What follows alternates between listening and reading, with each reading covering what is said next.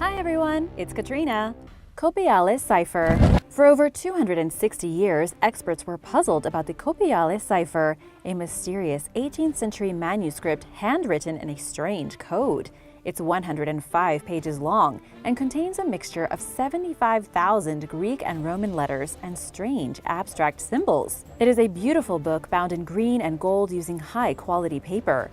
In 2019, new findings by an international team of American and Swedish researchers revealed that a secret society based in Germany created the Kopialis Cipher. Known simply as the Occultist Order of Wolfenbüttel, the organization wrote the manuscript sometime between 1760 and 1780. Discovered in the East Berlin Academy after the Cold War era, it is now part of a private collection. The team that deciphered and translated the text were able to uncover that the Occultist Order members who utilized the cipher were extremely interested in eye surgery and ophthalmology. Additionally, the text contained detailed information regarding an initiation ceremony for new members, as well as instructions on how to perform certain eye-related rituals. Someone named Philip 1866 appears to have been the manuscript's original owner, based on the writing on the book's flyleaf. The interpretation also seems to somehow connect with Count Friedrich August von Waldheim, who founded the Occultist Order in 1742. Members referred to themselves as high enlightened, and their self-declared goal was to create a peaceful community among people of all different races, nationalities, and religions. They were Freemasons, according to modern historians, and operated according to similar beliefs as today's Freemasons. Despite its honorable goals, the order was banned by Pope Clement XII.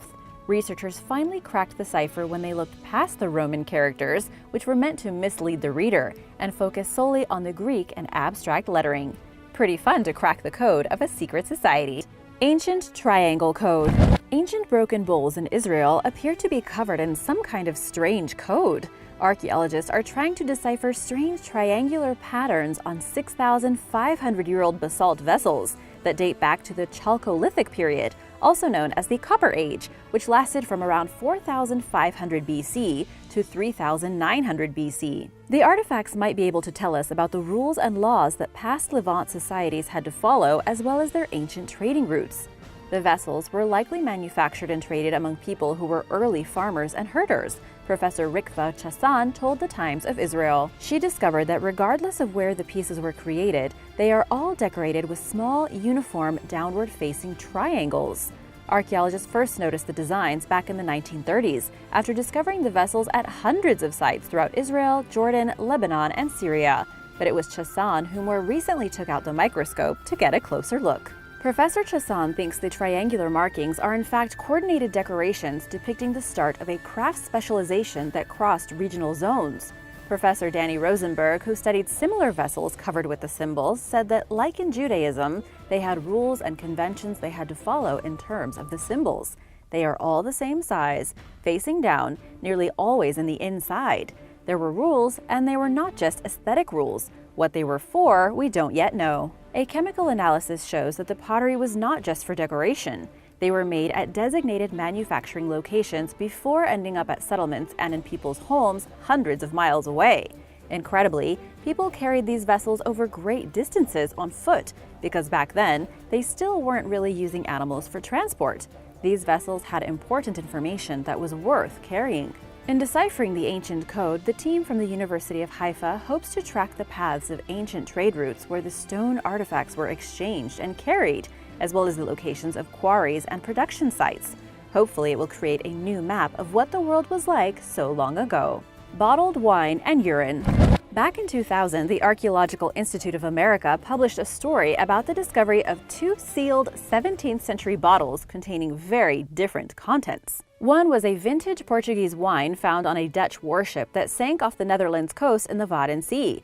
The incredibly rare 350-year-old onion-shaped vessel, which contained intact wine, was possibly a naval officer's stash and is one of the oldest corked bottles ever found.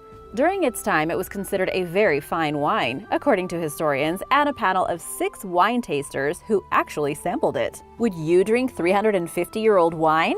Let me know in the comments below. Another corked bottle discovered in 1993 among the foundation of a demolished home south of London was originally thought to contain wine. Experts received an unpleasant surprise when they instead discovered a putrid mixture of urine, hair and tiny brass pins. The object is a witch bottle, something that was used between the 16th and 19th centuries in England, with the intention to keep evil spirits away and combat witches' hexes. Around 200 witch bottles have been found in the country, but until this particular one was discovered, researchers struggled to identify the contents because the bottles had all leaked. This artifact was a game changer because it enabled experts to perform a chemical analysis to determine what type of liquid was inside. Scholars now know that for around 3 centuries, people countered witch hexes by urinating in bottles, adding hair and pins, and burying them beneath their houses. First metal body part. Prosthetic body parts have been around for even longer than you might have expected. In September 2018, archaeologists announced the discovery of a 3,500-year-old metal hand that they believe may have been used as a prosthesis. Made from over a pound of bronze, the ancient body part is slightly smaller than life-size, according to National Geographic. It's equipped with a socket that was likely used for attaching it to a pole or hook, and it is decorated with a cuff of gold foil glued to the wrist. Discovered by treasure hunters using metal detectors near Lake Biel in Bern, Switzerland, the hand was found alongside a rib bone and a dagger. The treasure hunters turned the artifacts into authorities, who were baffled by the finds. "We had never seen anything like it," Andrea Scheer, head of the Ancient History and Roman Archaeology Department at the Bern Archaeological Service, told National Geographic. "We weren't sure if it was authentic or not, or even what it was." Researchers dated the objects back to sometime between 1500 BC and 1400 BC, during the Bronze Age. They returned to the site where the items were discovered and found a damaged grave on a plateau above the lake, near the small village of Prehl. Here they found the remains of a middle-aged man, as well as a long bronze pin, a bronze spiral, probably worn as a hair tie, and fragments of gold foil matching those that adorn the bronze hand. They also found one of the broken fingers from the hand, indicating that this was all originally buried with him and not placed there later. Since it does have a socket, it must have been placed on some sort of stick or pole and held, or it might have been worn as a prosthetic as part of a ritual. Metal objects, especially gold, are almost never found in Bronze Age graves. Even though we know about thousands of Bronze Age graves, nothing like this has ever been found before. Researchers are still trying to figure it out. Mysterious monument. Thanks to LiDAR technology, a team of archaeologists discovered a 5,000-year-old monument on the Isle of Arran in Scotland earlier this year. LiDAR, which stands for Light Detection and Ranging, is a remote sensing method that enables researchers to see structures buried underground, even under dense jungle and modern buildings, without having to actually do any digging. The never-before-seen structure is an ancient temple, but its discovery posed more questions than answers for historians and other scientists, who now grapple with trying to figure out what it was used for and what it can teach them about Scotland's Neolithic history. It's about 1 kilometer long, and researchers speculate that it was a ritual gathering site where the region's Neolithic residents traveled from afar to pay their respects to the dead. It may have been a cursus monument, which is a type of structure made of long lines of timber posts forming a long rectangle. They were amongst the most spectacular features in the Neolithic landscape, reports an article from The Scotsman, adding the posts may have served as a procession route, perhaps to honor the dead. Some were burned to the ground in an almighty display which is believed to have been part of the ceremonies associated with these huge monuments. The structure was essentially the cathedral of the day, in the words of the site's discoverer Dave Cowley, the Rapid Archaeological Mapping Program Manager at Historic Environment Scotland. It's the only monument of its type on Arran and one of few on the western seaboard, but it's possible that there were others which disintegrated over time since they were made of wood. Until archaeologists physically excavate, there is only so much we can learn from the newly discovered temple, which is just one of around 1,000 archaeological sites on Arran. Carved stone pillar. Earlier this year, experts confirmed that an unusual stone pillar with facial features found in Canada is an authentic Indigenous artifact, shedding new light on the region's history. Local resident Bernhard Spalteholtz discovered the 220-pound stone pillar on a Victoria, British Columbia beach last summer, submerged in water and covered in algae. It was then transported to the Royal BC Museum, where it was preserved. Grant Keddy, a curator at the museum, explained that conservationists worked very hard to preserve the artifact so everyone can enjoy it. Now the question is where to put it. The pillar's permanent placement will be determined in talks between the museum, Songhees chief Ron Sam, and Esquimalt First Nations. Unfortunately, the pandemic is drastically slowing down these proceedings, as well as the process of learning what the pillar has to teach about the region's indigenous history. The artifact was likely a special stone that was used in rituals and ceremonies, according to Ketty, who speculated that it probably once stood on a cliff overlooking the ocean. At some point, he believes that a landslide caused parts of the cliff to collapse, bringing the pillar down with it. "I think possibly some storm had turned the stone up," Ketty told the Globe and Mail. He said it may have been buried further out to sea, covered with seaweed, and maybe only in recent years was shifted up onto the beach and then exposed. Stone pillars like this were believed to have special powers that drew salmon into fishing waters and made the weather favorable for fishing. Ketty admittedly wonders if there are more out there waiting to be discovered. The Mixtec Culture. The Mixtec people were an advanced culture in Mesoamerica that we know very little about. They called themselves New Savi, or the people of the rain, and once lived in southwestern Mexico in what is now the state of Oaxaca. While they never built large cities or big, enormous structures, they were famous for their ability to work with gold. They mastered the lost wax casting of gold and its alloys, making impressive necklaces, pectorals, rings, earrings, and nose rings of all kinds. Archaeologists know very little about this ancient culture, but they have figured out that the Mixtecs flourished between 940 and 1500 AD. They conquered the sacred site of Monte Alban from the Zapotecs around 1350 AD after 12 centuries of rule, and they took over. Monte Alban is now an extremely important archaeological site. One grave at the site, known simply as Tomb Number 7, contained valuable treasures made of gold, silver, pearls, and turquoise, showing that the culture was sophisticated and wealthy. The Mixtecs also developed a calendar, impressive architecture and irrigation systems, and a writing system. Their written symbols and pictures greatly influenced the writings of other cultures in Mesoamerica. Their codices tell of wars, victories, births, and past leaders, including members of the Tilantongo dynasty, which was established when two royals married during the 10th century. Only 8 Mixtec documents survive today, limiting researchers' knowledge of the culture, which remains shrouded in mystery. Jotunvillr Viking Code. Throughout Scandinavia and the British Isles, around 80 inscriptions with different Viking rune codes have been found, leading experts to wonder why these people of the past created such a mysterious writing system. The oldest among these enigmatic artifacts date back to the 9th century. Known as Jotunvillr, the writing on the runestones evaded researchers until early 2014, when one expert most likely solved the long-standing mystery. The codebreaker, named Jonas Nordby, specializes in the study of runic writings. While the meaning of the writing may have been deciphered, the reasons behind the Vikings' decision for using it remains unknown, along with several other questions regarding the runestones. Researchers speculate that the Vikings used the cryptic writing to hide secret messages, but for now, they have no way of knowing for sure. Besides runestones, these ancient people carved runic writing into wooden sticks and other objects. One such artifact, dating back to the 13th century, helped Nordby crack the Jotunvillr code, which is only found on 9 inscriptions from various parts of Scandinavia. While this particular writing system is rather confusing, he did it! One runestone contains the simple, blatant message, "Kiss me." Nordby explained that runes were used to communicate, and that the messages he deciphered may have been from husbands to wives, friends, to record transactions, or for other practical, everyday reasons, just like ancient text messages. Hidden scenes in paintings. Around 2,500 years ago, before Rome became the dominant power in what is now Italy, the Etruscans ruled.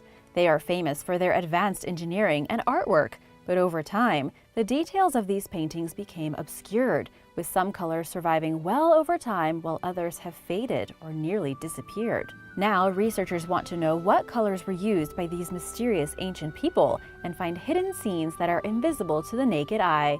They are taking a look at their physical-chemical composition to see if they can bring some of these paintings back to life. Using a new technique, scientists have begun unveiling the hidden scenes that Etruscan artists created over 2 millennia ago.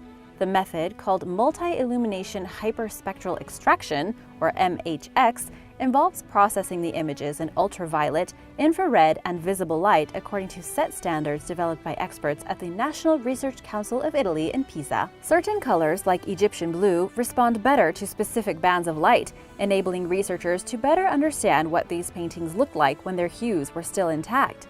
Now, scenes that are invisible can be brought back to life. Included among the newly revealed works are depictions of the underworld featuring rocks, trees, and water, and a painting from the tomb of the monkey. It gets its name because there is a painting in the tomb that shows a monkey on a tree. But faded from view, what just looks like a red blur is actually a person carrying an object. And now, thanks to MHX technology, we can see the details of their hair and face. Soon, more ancient paintings will be revealed. Cave bear. Late last year, a group of deer herders discovered the first ever remains of a preserved, fully grown ancient cave bear. Before this, only bones of a very young cave bear had been found. Scientists have declared it the first and only discovery of its kind. The discovery on the island of Bolshoy-Lyakovsky in Siberia's Yakutia region has been declared of world importance. The remarkably intact bear lived alongside animals like woolly mammoths, mastodons, and saber-toothed tigers sometime between 39,500 and 22,000 years ago, during the last ice age. Its well-preserved soft tissues, organs, and fur are all still intact, even its nose. The reindeer herders happily gave the carcass to the local university, which specializes in Ice Age animals. Around the same time the adult cave bear was donated, someone also reported a preserved cave bear cub on the Russian mainland. While they did not release many details following the discovery, researchers at the Northeastern Federal University in Yakutsk hope to learn more about cave bears and get DNA samples from their carcasses. They can check their teeth and their stomach contents to see what they were eating thousands of years ago. The prehistoric cave bear is a species or subspecies that lived in Eurasia and went extinct around 15,000 years ago, near the end of the last ice age. Its last common ancestor of modern bears lived between 1.2 and 1.4 million years ago. Weighing as much as 1,540 pounds, cave bears were larger than most modern polar bears. This grown cave bear is just one example of the many preserved Ice Age carcasses that have been emerging from the permafrost in recent years. Camp Century. Camp Century was a secret military base built deep under the ice in Greenland. Just like a James Bond movie, this base is located only 800 miles south from the North Pole, and it is a hidden fortress of ice tunnels stretching at least 2,500 miles. It was originally meant to hold around 600 nuclear missiles underneath the ice, allowing the United States to quickly strike anywhere in the Northern Hemisphere, including the USSR. It was easy to hide this base under the disguise of a scientific research facility. But the project was risky from the get-go. The ice sheets were very unstable, shifting and melting, making it kind of dangerous for a nuclear reactor hub. The base was abandoned 10 years later in 1967. According to a study from Geophysical Research Letters, the abandoned military installation is now threatening to pour dangerous pollutants into the water as the ice sheet melts faster than previously anticipated. At the time, the place the military chose was protected by dry snow, thinking that it would stay like that forever. But since then, things have changed. It's been estimated that at least 20,000 liters of chemical waste and 24 million liters of biological waste frozen in ice will soon be released into the ocean. Now the question is, who is going to pay to clean this up? Resurrected worms. In 2018, scientists announced in a groundbreaking study that they had successfully revived 2 worm species that spent tens of thousands of years in a state of suspended animation. The team's findings, which were published in the journal Doklady Biological Sciences, describe the microscopic nematodes as the first known example of multicellular organisms returning to life after spending so long in a deep freeze. Nematodes measure just 1 millimeter long on average, but are extremely resilient creatures. Some are found living as far as 0.8 miles below ground, deeper than any other multicellular organisms are found. And while they are extremely adept at surviving in varied environments, the ability to come back to life after 30,000 years was a serious game changer that supersedes all their other impressive qualities. For the study, scientists examined 2 samples containing well-preserved nematodes from 2 different parts of Siberia. They separated and defrosted the females, and soon after, the researchers noticed the worms moving and eating. The next mission for experts is to better understand the mechanisms that enabled the nematodes to return to life after being frozen for so long. The Lost Explorer. Polar explorer Jørgen Bronlund died in a cave, frostbitten and starving, during an expedition to Greenland's northern coast in November 1907. The Greenland-born Inuit was the last member of the expedition's three-man team to die, and the only one whose remains were ever found. While he lay in the cave dying, Bronlund recorded his final thoughts in a diary containing a heavy black smudge on one of its pages. For a long time, experts were unable to determine what the material was.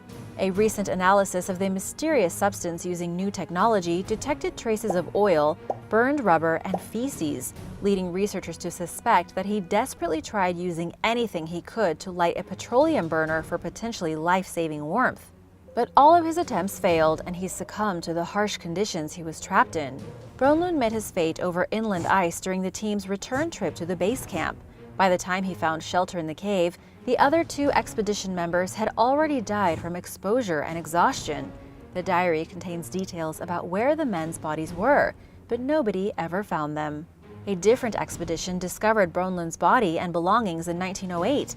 They buried him where he died and kept the diary, which became part of the collection at the Royal Library in Copenhagen. Lena horse.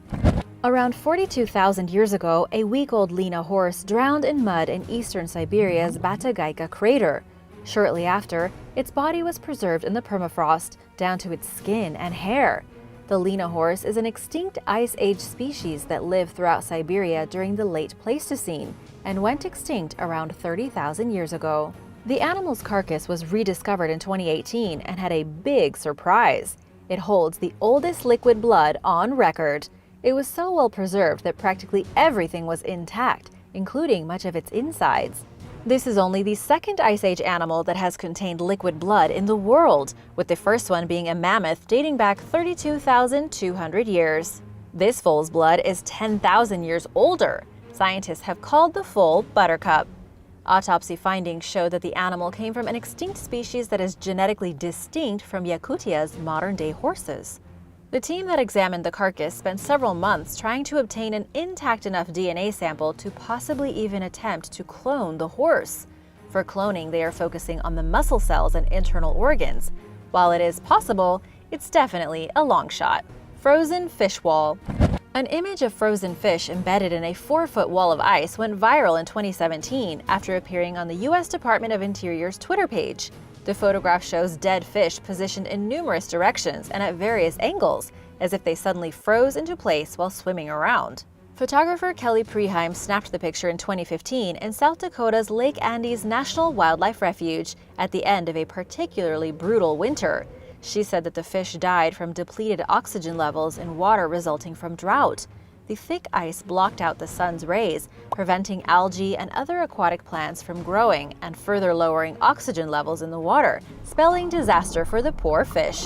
Numerous species died and floated to the water's surface, and their decomposing remains used up yet more oxygen as they became encrusted in ice. As the ice continued to expand amid cold weather, it pushed toward the shore, and the slab containing the frozen fish moved upwards. As sad as the fish's deaths may seem, their remains attracted bald eagles, gulls, and other animals to the area. Previously ravaged by an overpopulation of invasive fish species, the lake and its surroundings had a chance to reset thanks to the drought. Martian mineral. A Martian mineral called jarosite, which is rarely seen on Earth, was recently found beneath the Antarctic ice. The yellow-brown substance requires water and acidic conditions to form, according to NASA, and is found abundantly on Mars, left over from the past. Right now, the conditions on the red planet wouldn't be able to create it. Scientists have long wondered how jarosite became so plentiful on Mars. Some believe that the planet was once covered in ice, facilitating the process necessary for the mineral to form. The recently discovered presence of it in Antarctica helps to support this theory, according to the claims of researchers who published a study earlier this year in the journal Nature Communications. Jarosite typically occurs on Earth when mining waste is exposed to rain and air, and it also forms near volcano vents. The team that discovered it in Antarctica, led by geologist Giovanni Baccolo, did not expect to find it when they detected trace amounts in the deepest layers of a mile-long ice core they extracted. Using an electron microscope, the researchers examined the particles and determined that the jarosite formed within ice pockets, indicating that the jarosite on Mars may have occurred the same way. Baccolo remarked that this is just the first step in linking deep Antarctic ice with the Martian environment. Who knew that Antarctica and Mars would have something in common? Steppe bison. In 2011, members of northern Siberia's Yukagir tribe discovered the nearly perfectly preserved 10,000-year-old remains of a steppe bison. Nicknamed the Yukagir bison, the carcass belongs to a 4-year-old male and is the most complete example of the species ever found. Its internal organs were almost entirely intact, enabling scientists to harvest tissue samples. Based on its lack of body fat, researchers believe the creature starved to death. Another well-preserved steppe bison was discovered decades earlier near Fairbanks, Alaska. The Rumens, a mining family, found the ancient animal embedded in ice in 1979. Recognizing the importance of the find, they contacted the University of Alaska paleontologist Dale Guthrie, who excavated the carcass with his team's help. Radiocarbon dating put the creature's death at around 36,000 years ago, and wounds on its body suggest that another animal killed it. The bison died during winter, and its carcass froze quickly in the frigid weather, sparing it from vultures and keeping it intact for thousands of years to come. Erik Grankvist, then chief taxidermist at the University of Helsinki Zoological Museum in Finland, helped preserve the bison, nicknamed Blue Babe. During this process, researchers extracted samples of the animal's blood and bone marrow. The specimen went on display in 1984 at the University of Alaska Museum of the North, where it remains today. To mark the bison's debut, Guthrie and his team prepared a stew with some meat taken from the bison's neck. It tasted much like ordinary beef, according to Guthrie, but was tougher to chew. Surprisingly, nobody got sick from the prehistoric cuisine. Would you eat bison meat from 36,000 years ago? Let me know in the comments below. Related to the modern-day bisons that roam North America and northern Europe, the extinct steppe bison evolved around 1 million years ago at the beginning of the last ice age. It had much larger horns than its modern counterparts, but was otherwise similar in size. The species went extinct around 8,000 years ago at the beginning of the Holocene era. Giant wolf head. In 2018, local resident Pavel Efimov discovered the severed head of a prehistoric wolf in northern Yakutia. The adult wolf died around 32,000 years ago, when it was between 2 and 4 years old. Its fur and teeth are still intact, and even more impressively, it's the first fully grown ancient wolf ever discovered with its soft tissue and brain preserved. The head measures 15.7 inches long, roughly half the length of a modern wolf's entire body. Hailing from an extinct lineage that is different from modern-day wolves, it's the first adult Pleistocene-era carcass of a steppe wolf ever discovered. It's unknown how the animal's head was severed and what happened to the rest of its remains. Evolutionary geneticist Love Dallin and other experts have said that there is no evidence to indicate that humans were responsible. Scientists announced plans to try extracting the creature's DNA in hopes of sequencing its genome and learning more about the evolution of modern wolves. Message in a bottle. In July 1959, American geologist Paul T. Walker left a message in a bottle that could actually teach us a thing or two. While it wasn't a love note or a map to a hidden treasure, it may have been the last words he wrote as he died soon after. Walker left the glass bottle tucked between rocks near a glacier on Ward Hunt Island in Canada's high Arctic. The note asked the reader to measure the distance between the glacier and the rock formation and mail the information to his lab. Walker's goal was to determine if and by how much the glacier retreated. He believed that the glacier was actually melting, but in the 1950s, most of his contemporaries expected the opposite. Glaciers were growing, not melting. Don't be ridiculous. But as it turns out, Walker's notions were far ahead of his time. 54 years later, in 2013, researchers Warwick Vincent and Dennis Sarrazin discovered the bottle while exploring the edge of the glacier. They honored the late geologist's wish and calculated that the glacier had retreated 233 feet since 1954. According to Vincent, it was remarkable that Walker thought to leave the note because in the 50s, it was unthinkable that this would melt. It's a story about climate change, but it is also a story about the incredibly brave and strong men who worked in this extreme high Arctic environment in the 1950s, back before GPS and sat phone technology, Vincent reported. This is the most remote part of North America and the coldest coastal zone. Walker was unsure whether this glacier was retreating, but his seemingly predictive suspicions are a bit unnerving. Paul Walker's message serves as a reminder to how fast frozen places are literally melting away and signals much larger changes that we need to get ready for. Viking Crucifix. In 2016, Denmark's oldest Viking crucifix was found by a metal detector enthusiast named Dennis on the island of Fyn. He found the pendant made of gold wire and beads in a seemingly empty field near the village of Onsley. What was so mysterious about this find was that it disproved preconceived theories of when the Vikings converted to Christianity. The pendant is a rare Viking crucifix that archaeologists have dated as coming from the early to mid-900s AD, making it older than Harald Bluetooth's runestone in Jelling. Up until this crucifix was found, the Jelling runestones, which were erected in 956, were thought to be the earliest representation of Jesus on a cross in Denmark. The Jelling stones are massive carved runestones that memorialize generations of a royal family.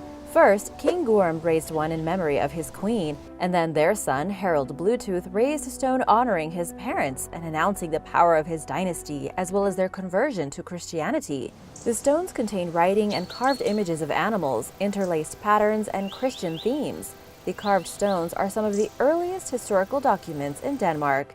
However, this new discovery of the cross leads experts to believe that the Vikings converted to Christianity much earlier than previously thought. The Great Viking Axe. In 2012, archaeologists in Denmark uncovered one of the biggest Viking axes ever found. It was so big that it would have taken 2 hands to wield it, which suggests it belonged to an extremely strong warrior. The gigantic axe was probably difficult to hold and was more likely to be used to scare the man's enemies. This type of axe, known as a Dane axe, has been called the machine gun of the Viking Age and was feared by people across Europe.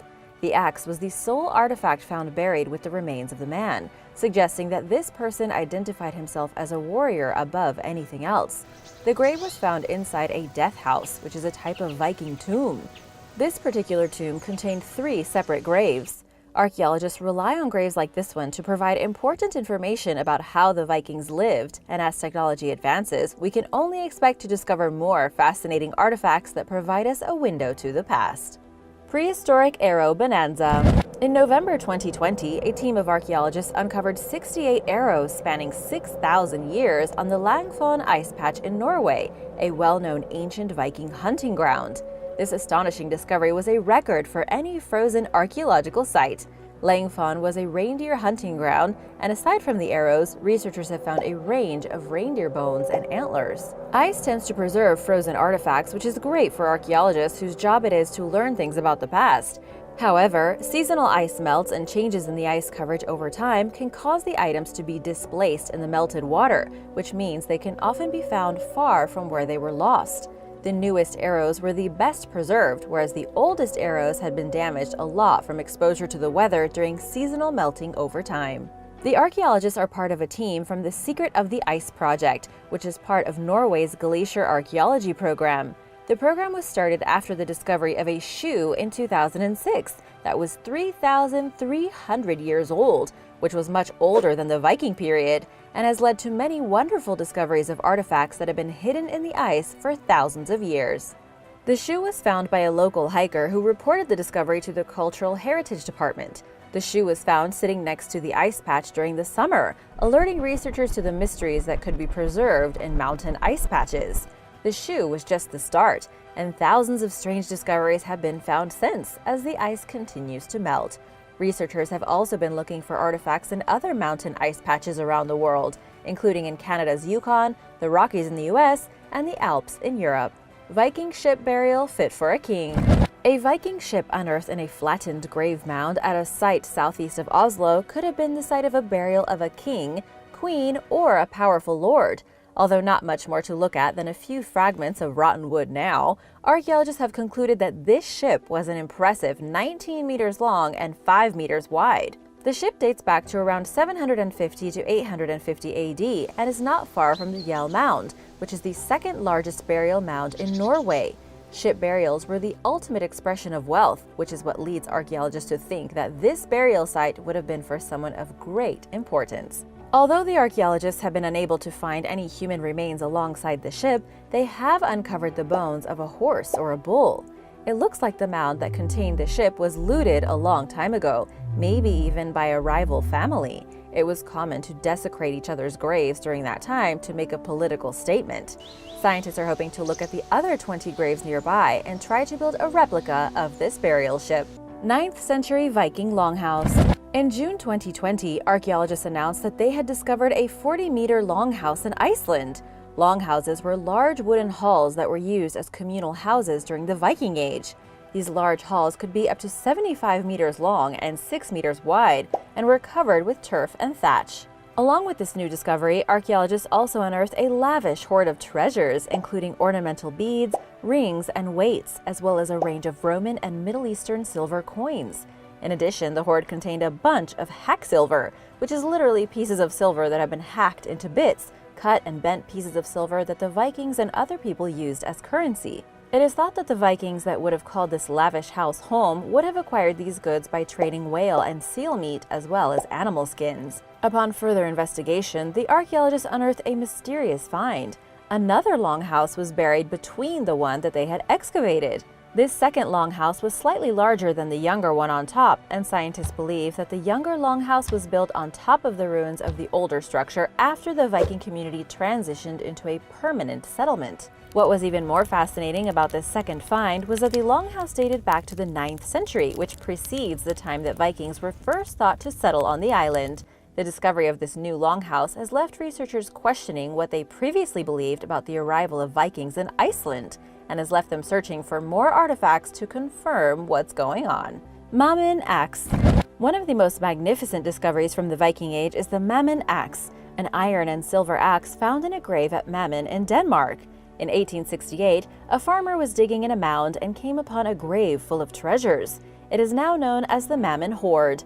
The deceased man was buried on a bed of cushions in a coffin placed inside a wooden chamber. He was laid to rest in purple and red silk, but it is unclear whether the man was Christian or pagan. It was most likely a member of the court of King Harald Bluetooth. King Harald Bluetooth was king of Denmark and Norway who converted to Christianity and introduced it to his kingdom. You might recognize his initials as the symbol of Bluetooth today. It was a very tumultuous time, right before the year 1000 AD. Warriors of the Viking Age used many different types and sizes of axes. This silver axe definitely belonged to someone of high status, possibly a chieftain.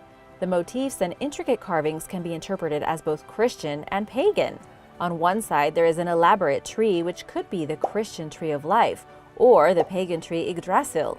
On the other side, there is a bird, which could be the rooster Gullinkambi, who will crow to mark the beginning of Ragnarok, or the end of days. However, others see it as a phoenix, which is a Christian symbol that represents rebirth. The style of etchings on the axe are so well done and in such good condition, the style of artwork has come to be called the Mammon style. Another extremely important and mysterious object is the Mammon casket, also known as the Mammon shrine. It is one of the few examples of Mammon artwork, although not much is known about it. Dating back to around the year 1000, it was found in Kamień-Pomorski, Poland, and is famous for its elaborate artwork with animals and geometric shapes that intertwine along with expanding coils or tendrils. For hundreds of years, it was on display in the Cathedral of St. John in Kamen and held the relics of Saint Cordula. She was part of a mysterious cult of the Virgin and one of thousands of virgins led by Saint Ursula. They were all attacked and killed by the invading Huns in Cologne, Germany, where there is now a church and basilica. The original Mammon casket disappeared during World War II, and now all we have left are replicas. These artifacts are some of the few remaining symbols from this time when the Vikings were expanding all over and Christianity and paganism often clashed. Viking trade route. The discovery of another ice patch containing thousands of artifacts has led to the discovery of an old Viking trade route. The artifacts, dating from around 300 to 1500 AD, include broken sleds and tools, as well as other traces of daily life that had been literally frozen in time and were exposed only due to the rapid melting of the Lendbreen ice patch. The artifacts found in the Lendbreen ice patch in Norway lie along a mountain pass that would have served as a travel corridor for settlers and farmers as they moved between their winter and summer settlements. During this journey, they left behind a whole range of items from horseshoes to kitchen tools and clothing garments that would have been covered in snow. Over time, these snow-covered items became entrapped in the ice that now forms the Lendbreen ice patch and preserved for us to view thousands of years later. The Lost Mountain Pass was a remarkable discovery, even more so because no one knew it existed. From oral history, researchers knew that local people had crossed the mountains through 3 known passes when they were traveling to or from their summer farms. However, the pass at Lendbreen was not known. The finds and structures found hidden in the ice clearly show that it must have once served the same purpose as the other passes, and it only came to light when the ice began to melt. This find has left researchers wondering what other mysteries lie beneath the ice in Norway. Viking Sword.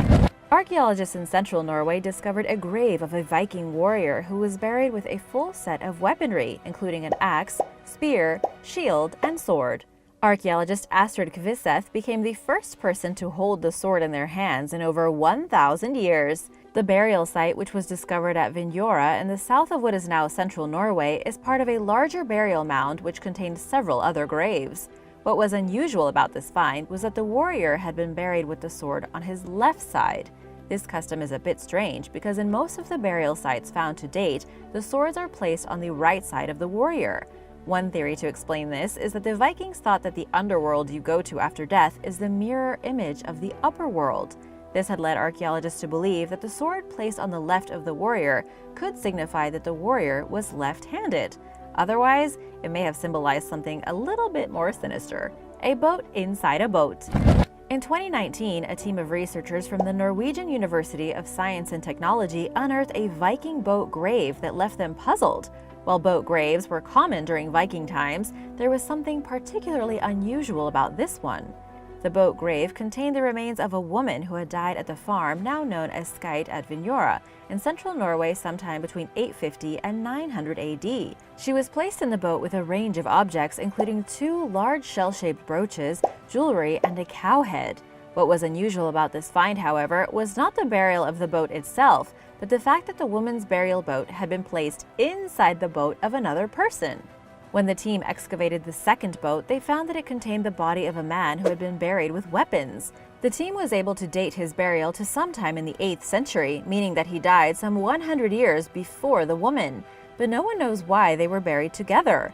Experts believe that these people could have been buried to mark the family's ownership of the farm, and researchers hope that they will be able to gather some DNA evidence to shed more light on this mysterious find. Viking fortresses. In 2014, a team of archaeologists discovered a Viking fortress on the Danish island of Zealand. The newly discovered fortress is large, spanning 165 meters across, and dates back to the 10th century. What is most unusual about this finding is that this new fortress, named Valloborgring, is the first to be discovered in 60 years, and scientists thought that they had unearthed them all. This fortress and 6 others found across Denmark and Sweden are known as Trelleborg. The discovery of these Trelleborgs showed that the Vikings were accomplished architects that were capable of building magnificent fortresses. The Ring Fortress found on Zealand is over 1,000 years old and was believed to have been ordered by King Harald Bluetooth in 980 AD. The fortress had 4 openings in total, each of which would have been enclosed by wooden gates that were eventually burned down, which presumably occurred during battle. This new finding was made possible thanks to advances in technology. The team of archaeologists used a technique called gradiometry to unearth their finding. This technique takes measurements of the Earth's magnetic field in the soil. Researchers are able to use this information to compare the variations in the magnetic field from location to location to detect where humans have previously altered the Earth, and then they can begin excavation. In 2019, a Danish authority on the island of Zealand gave the green light for the National Museum of Denmark to reconstruct a Viking fortress on one of the original sites. So soon, you'll be able to walk right through one. Airplane parts. Cleanup crews were faced with a situation they never expected in July 2014, when a train in western Montana derailed, sending 3 Boeing 737 fuselages tumbling down an embankment and into the Clark Fork River below. The company responsible, Montana Rail Link, had never faced such a predicament, leaving officials unsure of exactly what the response to the situation should be, according to spokeswoman Linda Frost, who spoke with the Associated Press following the incident. The train should never have derailed in the first place, and dumping airplane parts all over the place is not ideal. What happened was that 19 train cars derailed from a westbound train, which was carrying 6 fuselages altogether. They were en route to Washington, where they were going to be used in the assembly of new aircraft. All of the fuselages fell off the train, but 3 stayed on dry land. Authorities soon announced that they were investigating the cause of the derailment. Thankfully, nobody was injured, and none of the train's cargo, which consisted of alcohol and soybeans, spilled out of the cars. Eleanor the Nile crocodile. In 1984, sanitation workers discovered a live Nile crocodile in the River Seine in Paris, near the Pont Neuf Bridge. It was 2.5 feet long and should not be in the river in Paris. They called in zoo vets, who determined that the female reptile was nowhere near full grown, and relocated her to the Aquarium de Vannes in the town of Brittany. Nobody knows how the crocodile, named Eleanor, ended up in the Seine, but it was estimated that she spent anywhere from 1 to 2 months living there in France's sewer systems before she was discovered. As of 2018, Eleanor was still alive and well at her home in the Aquarium de Vannes. Writing for the Earful Tower, Oliver Guy shared a video from his visit and described the experience, noting that her enclosure is designed to resemble the Paris sewer. Biologist Coralie Delorme told Guy that Eleanor is believed to be around 40 years old and was likely someone's exotic pet that grew too large for their owner to handle, and so they released her into the river. Today, she measures roughly 8.2 feet long and weighs around 550 pounds. A human foot. While out fishing recently along the Flint River in Saginaw County, Michigan, 2 teenage boys noticed a work boot in the water. They got it out and discovered a human foot inside. The horrified teens dialed 911, but by the time the Saginaw County Sheriff's Department arrived and secured the scene, it was getting dark, so they postponed the search for the rest of the body until the morning. A dive team searched the river the following day and found nothing that law enforcement believes is connected to the severed foot or the size 10.5 shoe. Investigators were left without answers and still have not figured out who the foot belongs to or why and how it ended up in the river. There wasn't any flesh, but there was tissue, Sheriff Bill Fetterspiel told ABC 12. Our dive team went out there and searched. Again, it's odd that they couldn't find the whole body. He went on to say that the boot and foot had been in the water for at least 60 days, and possibly for as long as 2 years or more, and that authorities were unsure whether the foot was deliberately severed from the rest of the person's body or if it became detached through decomposition. Detectives are looking into missing persons cases in the area to see if there are any possible matches. Shortly after the discovery, they learned that a missing man named Eric Franks wore a similar shoe size. Law enforcement is awaiting DNA results on the foot and is hoping that the person the foot belongs to has DNA somewhere on file to match the information with. In any case, the teens got quite the shock, that's for sure. Revolutionary War cannons. While dredging the Savannah River earlier this year, the Army Corps of Engineers discovered 3 5-foot-long cannons that may date as far back as the American Revolution. The project leader said that dredging was just like a box of chocolates. You never know what you're gonna get. They also found an anchor and a possible piece of ship timber. The Army Corps reached out to maritime experts and historians, asking them to weigh in on the finds. They said that perhaps the cannons were used as ballast or were tossed overboard. Based on their appearance and measurements, archaeologists and the British Royal Navy told CNN that they may have come from the British warship HMS Rose, which was scuttled 250 years ago to block French ships from passing through the canal and aiding the colonists during the American Revolution. More research is needed before the artifact's origin is confirmed, but it's certainly possible that the cannons are from the Revolutionary War. There is more research, diving, and sonar scans to be done, as well as physical examination of the cannons to see what they might be able to tell us. After taking Savannah in 1778, the British found themselves summoning the HMS Rose to defend the stronghold against American colonists. The warship was famous already and constantly harassed the colonists and stopped smuggling efforts. It wasn't the ship's 20 cannons that helped the Redcoats win the battle, but their decision to sink it, effectively cutting off the colonists from French assistance. Archaeologist Andrea Farmer told CNN that experts are also trying to determine whether the anchor also came from the HMS Rose or if it's from another ship. There's a lot of detective work involved. A new invasive species. Florida is dealing with Burmese pythons, green iguanas, lionfish, and more. So the last thing the state needs is yet another invasive species. Unfortunately, that's exactly what it got earlier this year, when a freshwater fish native to the Amazon was spotted on the Caloosahatchee River in Cape Coral's J.C. Park. Known as an arapaima, the monstrous creature grows up to 10 feet long and can weigh hundreds of pounds. It's one of the world's largest predatory fish and is covered in thick scales that have been compared to armor. Arapaimas are capable of jumping out of the water and prey on other fish, birds, lizards, and even small mammals. The species' appearance in Florida is bad news for the state's fragile ecosystems, many of which are already threatened by other invasive species. With its voracious appetite and ability to produce thousands of eggs throughout its lifetime, the arapaima could potentially wreak havoc on native wildlife. It's quite literally a river monster. Luckily, there is no evidence so far that the species has reproduced in Florida, the Florida Fish and Wildlife Conservation Commission told NBC Miami following the disturbing discovery. At the same time, the discovery of one, which appeared to be large and well-fed until it somehow ended up dead, is an ominous sign that there may be more lurking in the state's waters. Mammoth fatburg.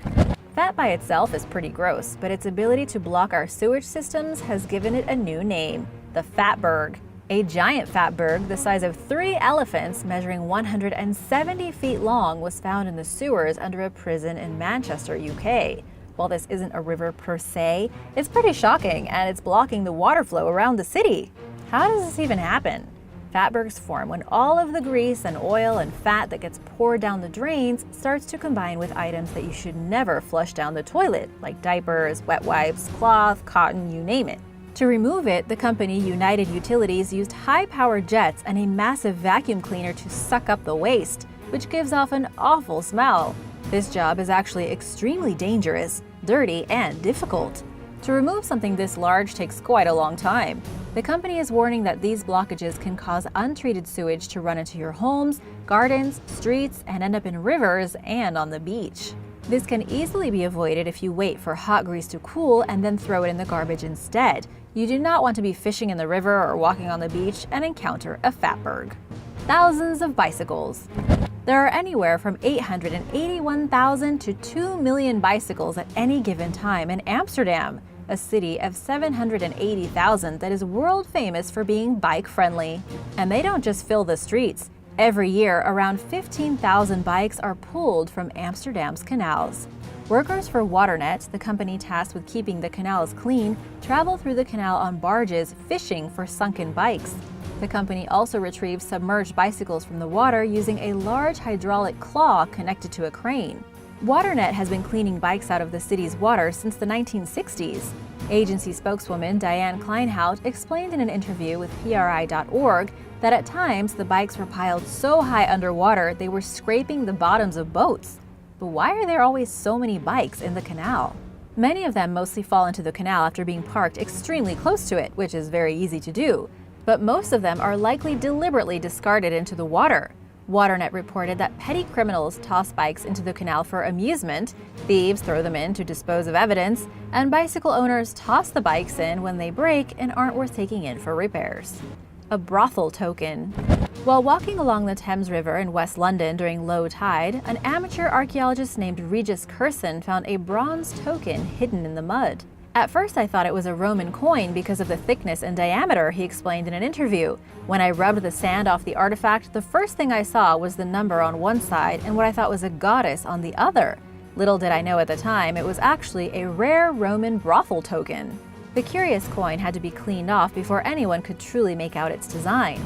Soon enough, experts realized that it features an image of 2 people engaging in a sex act, leading them to believe it is a spintria, a type of token that was used in an ancient Roman pay-to-play establishment. Curson's discovery is believed to be the first coin of its type found in Britain. It dates back to the 1st century, but has remained in remarkable condition because the mud it sat on for so long had a preserving effect on it. Caroline MacDonald, a curator at the Museum of London, said, "When we realized it was a saucy picture, we had a bit of a giggle, but there is also a sad story behind it because these prostitutes were slaves." Some researchers theorize that the tokens were used as a way of ensuring that brothel owners collected on the services rendered, and that the prostitutes did not receive any actual money. It's possible that the customer exchanged the token for the act depicted on it. Not all scholars feel this way, however. Several researchers say just because something depicts a sex act doesn't mean it is exchanged for it. In a completely different twist, the coins may have been provocative gaming tokens from Roman board games. You know, just to spice up the game a bit. Ancient garbage. A bone tool found in Australia's Lower Murray River, known as the Murrawong Bone Point, may date back some 8,000 years, according to newly published research. Discovered in 2008, it's the first artifact of its kind recovered from the river since the 1970s. reminding experts of the limited research that has been done on bone tools in general and artifacts that aren't made out of stone in the country. Interest in bone artifacts was limited until relatively recently, in the words of study co-author Amy Roberts, who spoke with the Academic Times. "So there's a lot we don't know about them," she said, explaining that researchers have traditionally been more interested in stone than bone, partially because stone stays preserved more easily.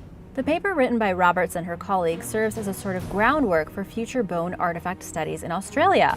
It points out that the bone point resembles others that the continent's ancient people used as cloak pins.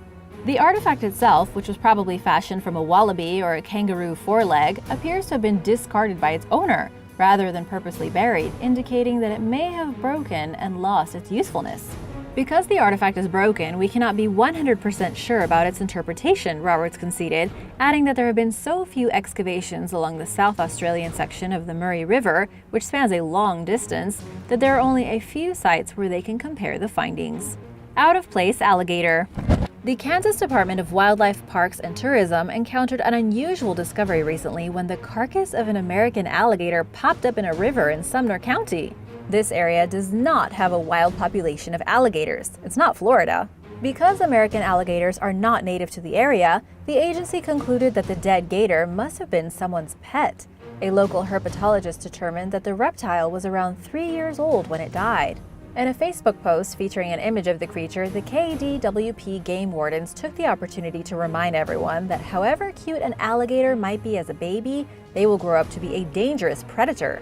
They said that people never really think about the consequences of having an animal that is meant to live in the wild and trying to raise it as a pet. A captive-raised alligator, even if it's only for a year or so, can never be released into the wild. It's just not gonna make it. Most of the time, animals raised in captivity learn to associate humans with food, and this is generally not something that they can unlearn. Once this lesson is taught, the damage is done and the animal must remain in human care for the rest of its life. This alligator probably got too big for its owner, who must have released it into the wild thinking it would be fine. In this case, the alligator died, but what could be even worse is if it did well. It could wreak havoc on the local wildlife and ecosystem. You do not want alligators in your backyard. Poor gator.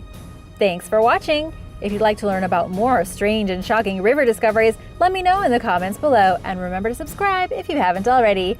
See you next time! Bye!